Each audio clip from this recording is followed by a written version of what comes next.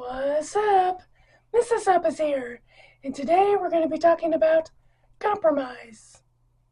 Sadly, even followers of Christ have compromised in one form or another. Whether it's in music, movies, TV shows, books, we have come to the compromise crossroads and have gone down it. But the question is, what has compromising done for us? Absolutely. Say it again, y'all. What does God's word say about compromise? Matthew chapter 6, verse 24. No one can serve two masters, for either you will hate the one and love the other, or you will be devoted to the one and despise the other. You cannot serve God and money. Now the verse says money, but along with money, we can also include spouses, children, music, movies, books, or jobs. Anything that takes the place of God is what we've become servants to. God warns us about trying to have two masters. But let's face it, there is no middle ground. But I guarantee you we've tried to have one foot in the world and one foot on the straight and narrow. Didn't work. Romans 12:2 it says, do not be conformed to this world, but be transformed by the renewal of our minds, that by testing you may discern what is the will of God and what is good and acceptable and perfect. God tells us not to conform to this world, and yet we always think we know better than God, and we will try to live a godly and worldly life at the same time. God has given us plenty of examples of people who have tried and failed. In 2 Corinthians chapter 6, verse 14 and 15, it speaks about being unequally yoked with unbelievers. We usually associate this with dating and marriage.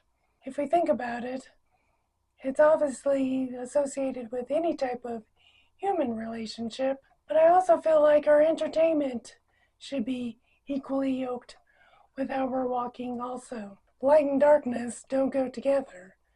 So why would someone who's in the light be entertained by things that promote darkness? Something we should ask ourselves. What exactly do we think James 4:4 is saying? I get it. We've been lied to.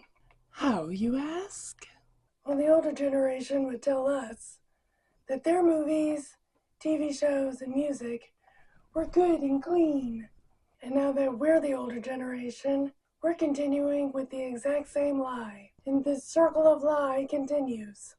But the closer we get to God and the more we get to know Him, He starts to show us what we used to deem as good and clean isn't very good or clean at all.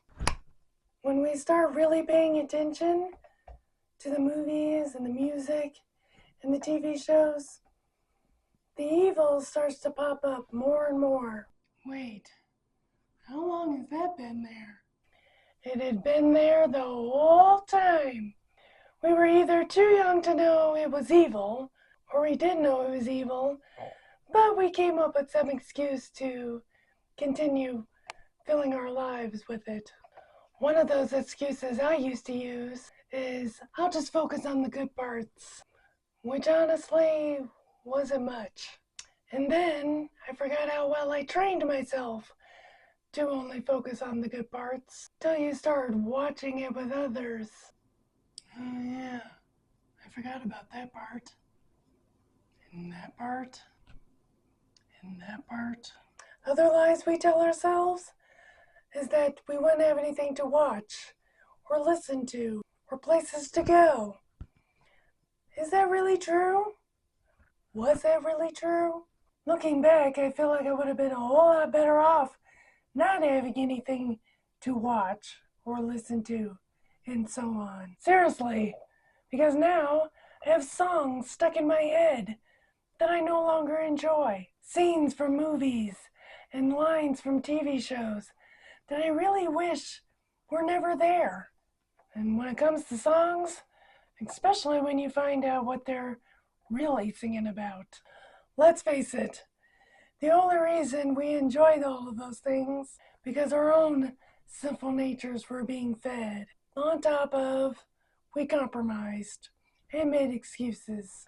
Where are you when it comes to compromising? And are you ready for a change? Comment below. Mrs. Up is here, and compromise is what's up.